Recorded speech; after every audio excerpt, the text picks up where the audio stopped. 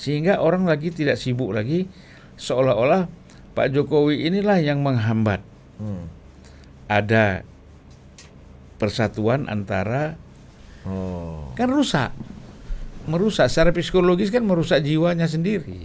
Bikin sakit jiwa juga Bang ya? Sakit jiwa, kepala meledak. Kalau Mas Taufik waktu itu kan tidak mau Pansus. Gus Dur dilengserkan. Batin juga Mas Taufik ini. Ya, walaupun pada ujungnya dia tidak suka lihat ada konflik di antara orang lain, baik dengan dirinya ataupun antara orang itu. Oke. Nah, Jokowi posisinya di mana? Kita mengharapkan dia akan menjadi orang arif.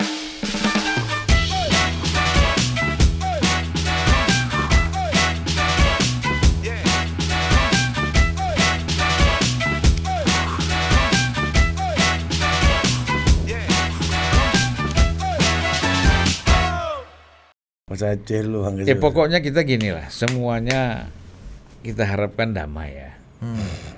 Ya enggak? Seperti podcast apa isinya kalau damai-damai semua orang Bang? Nanti kalau udah damai kita aduk lagi. Ya kan? Kita harapkan damai.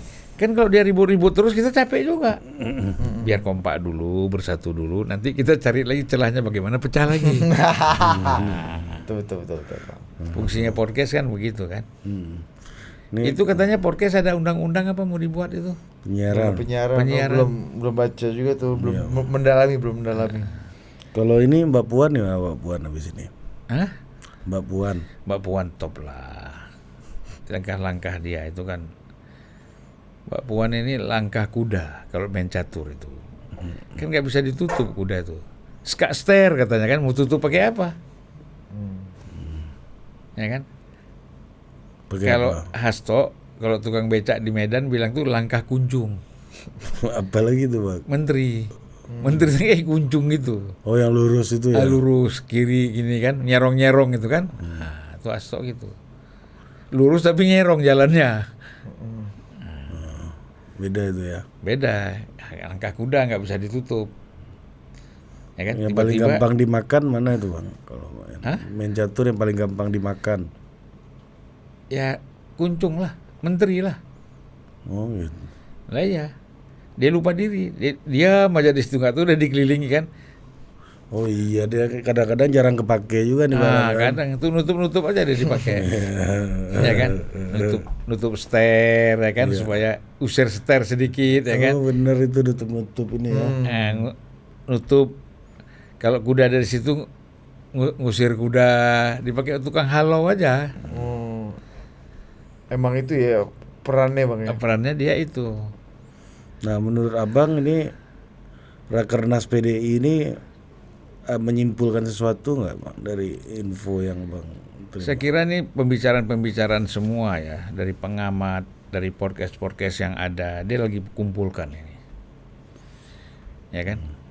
Nah, yang tidak mau mendengar pandangan-pandangan yang luas dari banyak pihak, pengamat, politisi, ya kan? Kemudian para senior, lalu kayak kita ini ada podcast memberikan masukan. Yang nggak mau dengar tuh mungkin Hasto aja. Dia jalan sendiri soalnya kan. Pokoknya Hasto paling digital Bang diantara. Loh ya memang digital tapi dia kan jalan sendiri.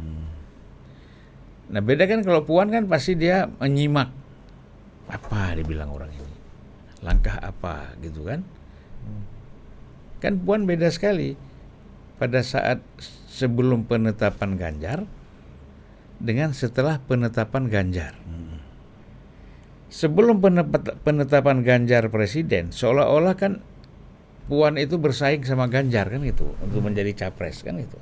Bukannya beneran bersaing Bang? Loh ya bersaing kan? Iya, bukan seolah-olah dong.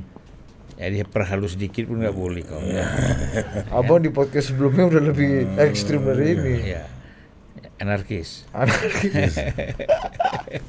Nah, jadi setelah Ganjar ditetapkan menjadi capres, Puan kan lebih soft main. Dia sudah tidak lagi berbicara persoalan capres atau tidak.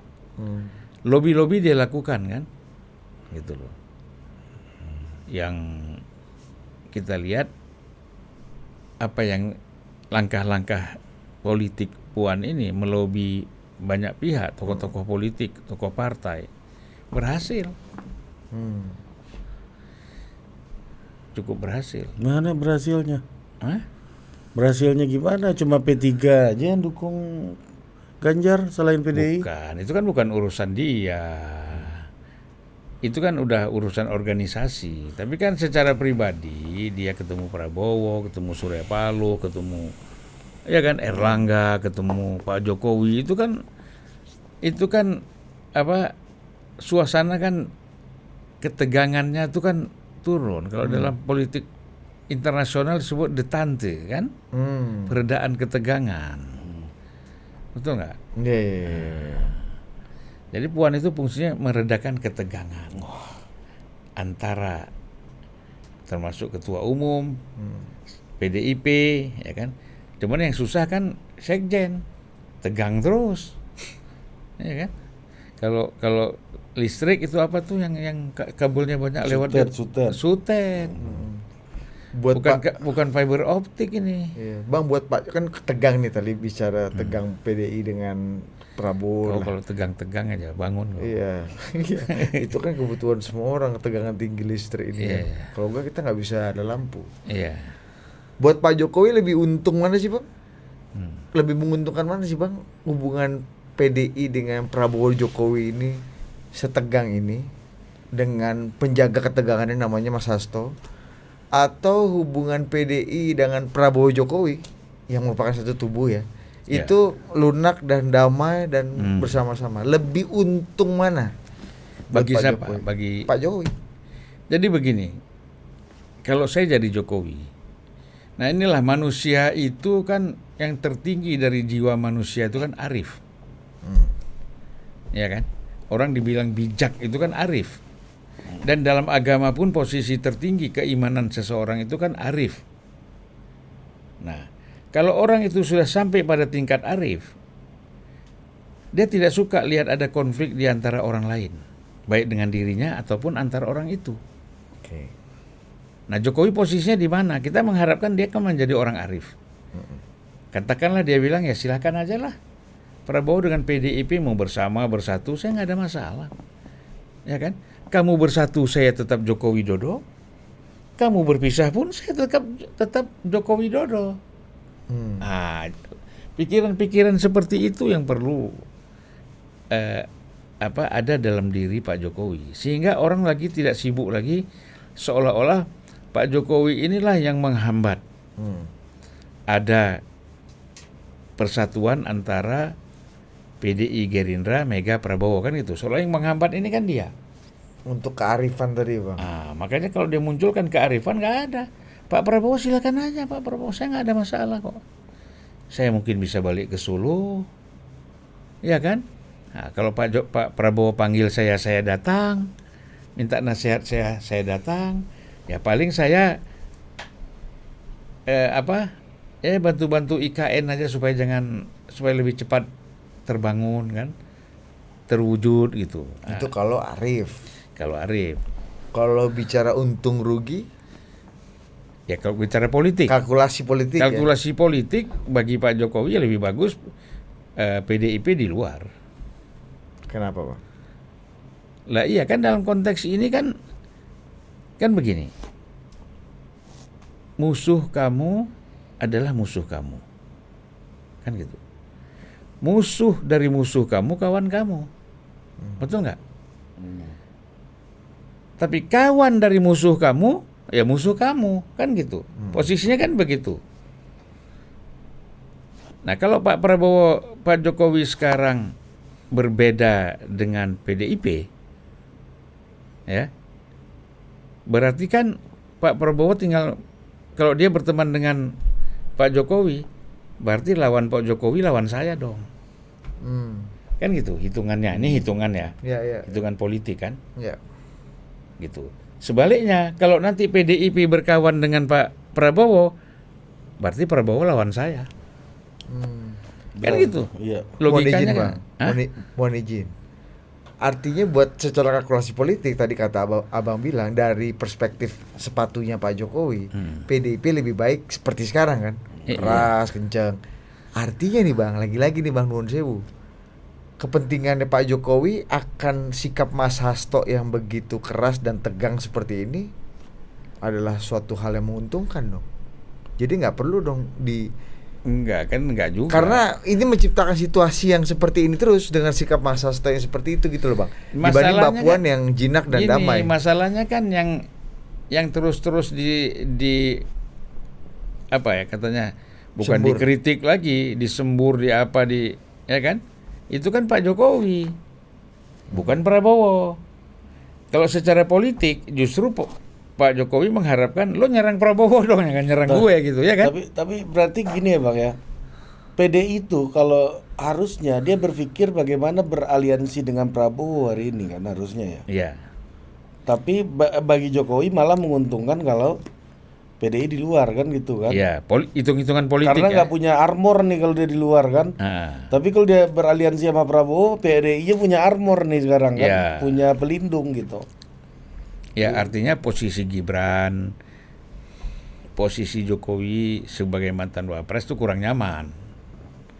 Kalau kita bicara hitung-hitungan politik kan. Nah, tapi kan kita selalu bilang ini kan bukan bicara persoalan dunia akhirat. Ini kan bicara dunia politik. Pasti pertimbangan politik. Ya. Tapi kalau kita bicara dari pendekatan tasawuf dan filosofi, nah dia tadi harus ya kan, udahlah monggo kalau Prabowo mau bersama PDI, mau bersama Prabowo, saya legowo kan gitu. Betul-betul legowo tuh, jangan dibuat legowo lisan aja, tapi hati nggak ikut, hati nggak legowo, jangan. Itu nanti bisa pecah kepala sendiri. Maksudnya pecah kepala sendiri itu gimana? Ya kan kalau kita misalnya sesungguhnya aku nggak suka nih Ardi dekat sama Budi nih, tapi seolah-olah aku bilang dekat aja kalian ini, kalau perlu kalian kawin berdua kan gitu. Hanya nggak bisa gitu. Tapi hati nggak nerima, kan merusak secara psikologis, kan merusak jiwanya sendiri. Lagi sakit jiwa juga Bang ya. Sakit jiwa, kepala meledak. Ya kan? Makin orang ini sering jalan bersama, makin susah kita. Makin curiga ya. Makin curiga, makin susah. Makin paranoid kan. Ini pasti Apa nih? Mesti ngomongin gue nih. Ngomongin gue nih, gitu kan? Iya sih. Rumit juga Bang ya. Kayak ada kawan kita kan di luar yang keribu kan, ada gitu. Yang mana? Hah? Ada yang kita ketemu kemarin, aku lupa namanya. Yang mana? Oh, Ada. yang di Mampang kemarin. Iya, yang kita makan di Imperial. Iya. Ada ketemu di Imperial kita makan di Pejaten Mall. Lupa sih lu. Oh iya. Lu gampang lupa sih. Memang aduh. dia nih. Sering banyak banget momen kebersamaan sama abang ini. Ya. Paten. Jadi Saking banyaknya ya kebersamaan iya, kita sama abang dia. tumbuh bersama abang ini kan. Walaupun di Umbang awak sur. Iya. Nah, artinya Bang, apa gunanya Rakernas ini buat PDI sekarang? Ya ini kan begini. Sebenarnya tanpa Rakernas pun, kalau ibu mengambil sikap itu semua pasti Nah terima. itu maksud saya itu apa gunanya? Tetapi kan begini, aturan organisasi, prosedur organisasi harus dilakukan. Ngono yang ngono neng ojo ngono, kan gitu. Nah, jadi ini artinya bahwa prosedur organisasi harus dilakukan, keputusan-keputusan ini bisa diterima, bisa merata di ada alasan kan nanti semuanya kan akan, yang tidak hadir mendapatkan surat penjelasan, yang hadir mendengar langsung apa sikap PDIP dan sikap Ibu Mega dalam menghadapi situasi politik sekarang. Itu perlunya Rakernas ini. Sama kayak Nasdem dulu kan, memutuskan 1, 2, 3 kan gitu. Hebatnya karena faktor usia nggak banyak yang dukung kan gitu. Iya, Prabowo. Nggak tahu ya siapa ya. Ya kan? Kenapa ngomong? Apa yang ngomong? Ya aku udah lupa soalnya. Hebatnya. Nah jadi Rakernas itu memang untuk mengambil keputusan ya,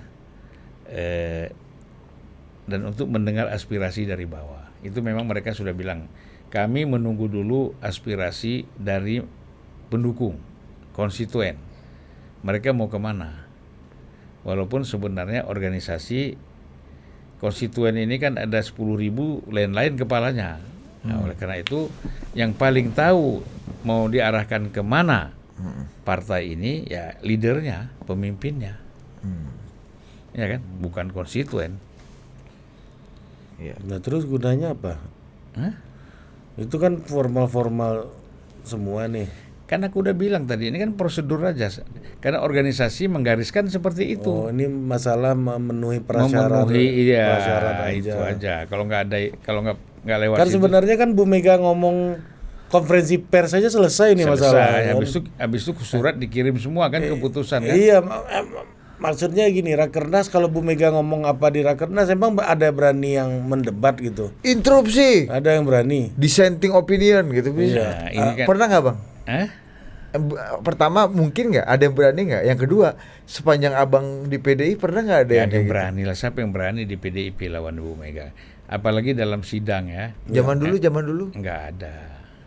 meskipun zaman dulu kan jagoan-jagoan senior kan masih banyak tuh. Nggak ada juga. Mbak Tarjo, maksudnya generasi tua PNI ini kan banyak bang. Nggak berani. Nggak berani Nggak even. berani. Dan mereka udah satu suara semua kok.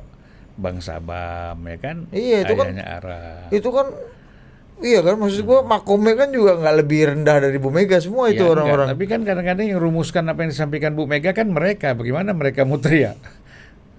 Ya kan? Oh jangan-jangan mereka yang Ya, ada di mereka yang belakang. merumuskan semuanya nih. Ibu Bener, tinggal bener. putuskan begini. Terus kata Ibu Mega, lah lu yang ngusulin, lu lagi yang protes. Meskipun kita tahu dari dulu faksi-faksi di internal PDI Perjuangan tuh ada bang ya. Misalnya faksinya Pak Cip pasti nggak terlalu cocok sama mungkin Pak Taufik, atau mungkin tidak cocok dengan faksinya Pak Sabam, Panda dan kawan-kawan misalnya gitu. Nggak cocok juga dengan faksinya Arifin Panigoro, Laks. Mungkin sedikit ada Zulfan Lindan di situ, mungkin. Banyak juga wawasan lo ya soal PDI ini. Iya kan bang? Itu maksudku apakah Oh ya. Baru paham aku kenapa wawasannya kepada PDI ini luas ya. enggak nih kan Kenapa abang apa yang ada di pikiran abang? ya kan Wawasan sering Budi podcast ini- sama PDI Iya, aja itu kan. tadi itu Wawasan Budi ini banyak.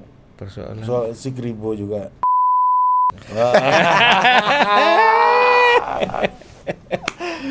Aduh, runyam. Gimana bang? Ada yang nanya di Twitter bang. Bro Budi itu calonnya mau nikah atau fokus jadi anggota dewan dulu katanya. Putut aja itu. Ngaco maksudku. Siapa aja? Putut wartawan. Putut EA ini mojok.co ini. Oh. Ini kawan-kawan aja yang semangat gue lihat. Dulunya biasa-biasa aja. Iyalah. Gimana bang? Nah, kalau dulu tuh kan faksi ya kebanyakan. Wawasannya paten ya Bang Budi ini asal PDI ini Bang. Iya. Jadi Maksudku kalau misalnya nih kan Pertama Bang. Abang nilai dulu wawasan Budi tadi itu A, B, C, D, E nilainya menurut Abang. seberapa salah atau Dari seluruh seberapa partai politik yang ada, yang paling Budi paham itu adalah PDIP. Mendalam dan melebar. Udah mendalam melebar. Orang melebar dulu baru mendalam. Kayak kalau Jadi udah kalau gini. mendalam lebar tuh gini ya Bang. Iya. Jadi udah nyelam kelelep mau keluar lagi. Lo tau gak apa nih? Ini perspektif orang tambang nih bos ya. Pendalam. Gini tuh isinya. Bikin tuh. ini, Grasberg kalau gitu loh. kalau melebar mendalam gini kan. Nah, kan. Kalau ini Kalau enggak. mendalam, Grasberg abang nih. Terus, Gimana bang? Gimana? Lanjut dulu. Ya kalau kita lihat memang paksi-paksi itu ada ya, tetapi semuanya itu memang merujuk kepada Ibu Mega. Ya misalnya katakanlah dulu ada Pak Taufik gitu kan. Nah selalu kan ketua fraksi MPR, ketua fraksi DPR ya, dan orang-orang yang memang dapat tugas dari partai, dan mereka merujuknya ke Bu Mega, bukan kepada yang lain. Ya kalau di luar policy ya boleh aja berbeda. Tapi kalau sudah policy itu Bu Mega semuanya, nggak ada paksi-paksi itu. Di situ. Jadi nggak ada dissenting opinion. Nggak ada. Budi mau masuk, Demo- oke. Jadi Tidak ada paksi-paksi. nggak demokratis amat dong ya. Apa? Nggak demokratis banget ya. Maksudku nggak ada perlawanan. Ini benar-benar semua yes Loh, ma'am tapi aja. kan begini, dia kan Maksudnya sudah, apa bedanya bang?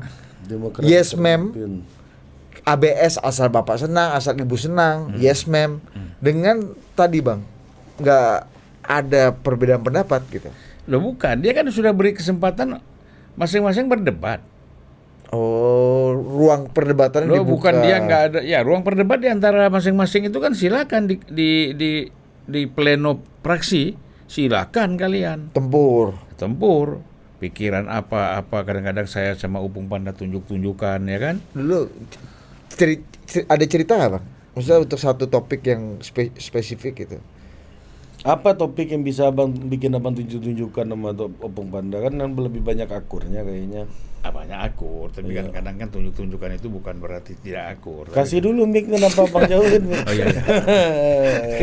Abang ini udah kayak penyanyi Agnes Monica. Nah, jadi Mau minum, abang mau minum. Ini apa beli aku?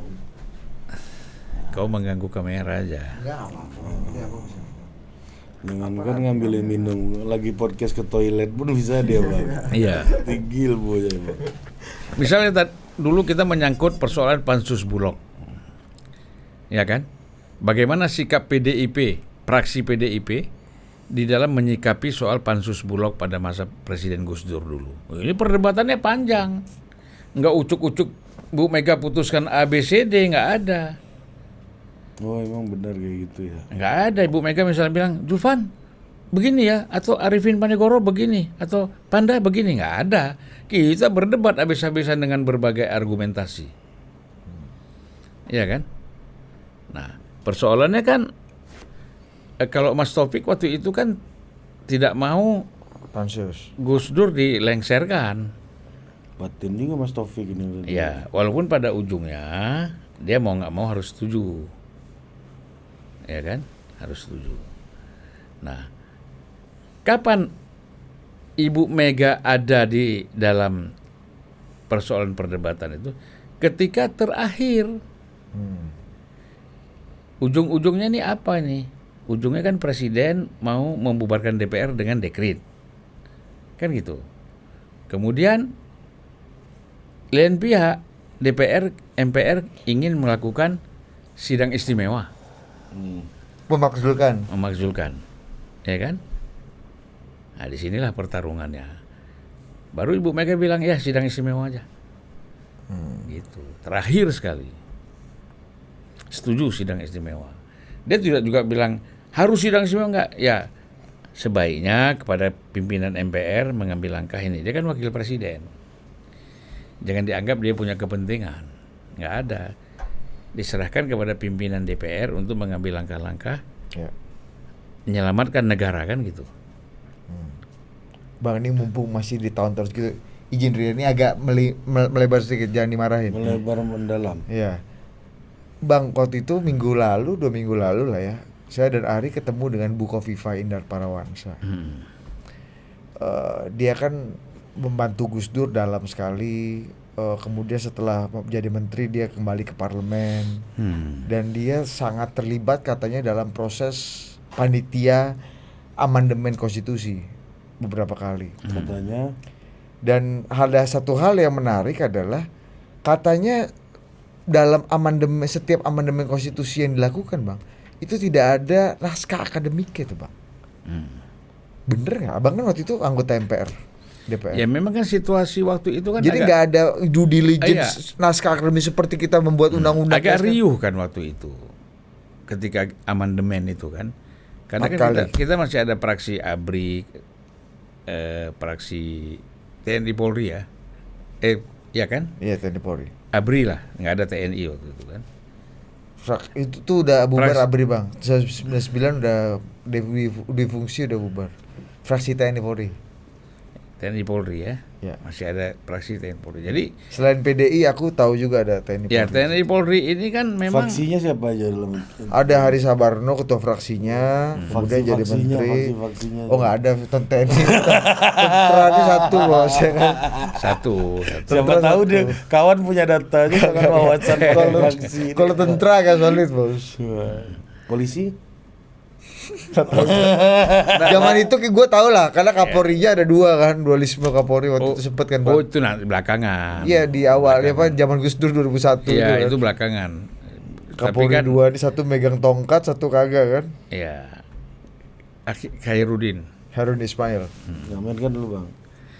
Lah iya jadi memang kalau kita lihat di situ saya tidak bisa memastikan kan, tapi Nah, saya sekarang yakin kemungkinan besar memang tidak ada. Gitu. Karena kan terus terang aja yang terlibat itu kan para politisi semua. PAH itu kan PAH 1, PAH 2, PAH 3 itu kan para politisi semua. Apa tuh PAH tuh? Panitia? Aduh, Inilah lupa kau aku. nih. Panitia Apa PAH? ada. PAH, coba kau buka dulu. Tiba-tiba Aku PAH, tidak. PAH tuh. Panitia apa tuh? Panitia Ini kayak orang poliandri. amandemen. Panitia amandemen. Oh, hanya Hah? PAH. Berarti dia amandemen Hah, hanya apa Bang? harian, haluan. Hambalang, apa Bang? Enggak, kita enggak boleh salah-salah. Udah kayak orang poliandri, PAH 1, PAH 2, PAH 3. Ada lah memang, tenang aja. Ya kan? Panitia amandemen Ayo. konstitusi. Iya, hanya nih agak kurang Pak relevan. kali Bang. Ya? Pak kali, Iya. bukan PAH. PAH 1. Makanya gue nanya, kau inilah, ditanya kau inilah. Panitia amandemen konstitusi kan masih masuk akal kan Pak? Iya, Pak. Panitia amandemen konstitusi. Itu benar tuh. Iya. Panitia amandemen. Ini apa? Haluan negara.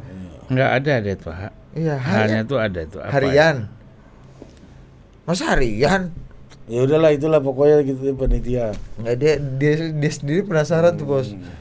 Jangan-jangan apa bukan Pak, PAH ya waktu itu ya? Pak, pasti. Udah lama itu Bang. Wajar. Wajar Abang lupa pun wajar itu. Iya, Bang. Iyalah. Kita aja makan minggu lalu aja lupa, Bang, apalagi Abang 20 tahun lalu. Restoran Libanon nih kan. Itu aja lupa aku menunya apa. Mana, Bang? Enggak ada kan? Udah pokoknya Pak inilah. Pak. Pansus-pansusnya kurang lebih gitulah, Bang ya. Enggak terima dia, Bos. Panitia ad hoc MPR. Ad hoc. Iya benar. Oh iya, panitia ad hoc Pah. 1. Iya. Panitia ad hoc 2. Iya. Kok kau bilang nggak ada? Abang Abang ada bilang amandemen tadi. Abang bilang panitia amandemen. Untuk amandemen. Nah, Bener tuh, panitia ad hoc 1, untuk panitia ad hoc 2. amandemen. Iya, kau inilah kadang-kadang. Abang ini ikatan abang ini dalam sekali. Ulo aja kau. Jernih. Enggak. Abang nih makan ginkgo bilobanya dari mana tuh, Bang? Nah, jadi kalau kita lihat di situ kawan-kawan yang terlibat kan seperti misalnya Bang Yakub Tobing. Enggak. Dia kan baru menyelesaikan S3-nya kan baru kemarin, berapa bulan lalu. Ya kan? Ini yang digantiin Ganjar ini dulu Bang ya. Ya kan, jadi baru dia kaji akademik kan belakangan. Setelah udah. Sebelumnya kan ini memang dari segi waktu ya, dari segi waktu memang nggak mungkin lah mengkajian terlalu detail dengan akademik ABCD, ya. Tapi kan dilihat rasional aja. Ini gara-gara akademik ini nggak selesai amandemen ini kan Bang Nggak ya. selesai. Jangan-jangan Pilihannya kau mau akademik apa mau selesai? Mau selesai. jadinya kayak konstituante ini, Bang ya, nggak selesai, Bang ya. Iya, ngambang semua. Jadi apa lagi? Aus, Bang. Nggak kencing. Kesiuman udah tadi. Pah aku. ini gimana Pah ini? Pah. Mah, kalau mahnya ada nggak, Bang? Hah? Majelis ad hoc itu nggak ada. Mah. Ada. Adanya pah aja. Udah berapa menit Waktu kawan? udah cukup lah. Nah, pertanyaan terakhir nih Bang. kita melihat lagi nih, tadi Budi bahas amandemen konstitusi, terus nggak ada naskah akademiknya. Mungkin nggak ke depan akan apa sih yang membuat situasi kegentingan apa yang membuat orang akan mengamandemen konstitusi lagi, Bang? Daripada kan kemarin kan sempat terjadi misalnya 3 periode Pak Jokowi meminta Bu Mega mendukung 3 periode sehingga pecah kongsi lah antara Pak Jokowi dan Bu Mega gitu misalnya. Ya kan?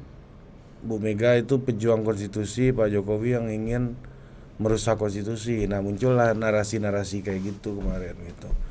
Tapi kedepannya mungkin nggak ini akan dilakukan lagi amandemen?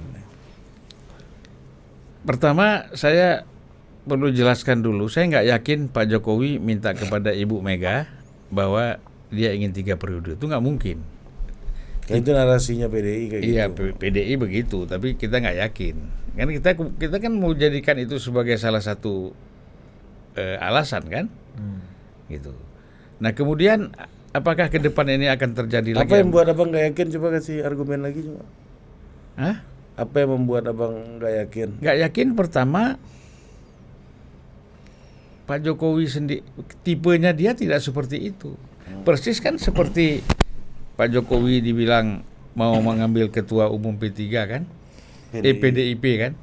Akhirnya kan dia bilang ya jangan gitulah, kemarin saya disuruh Golkar, sekarang PDIP.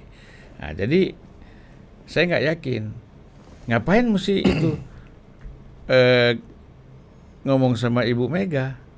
Dia udah tahu Bu Mega nggak mau kok, ya kan?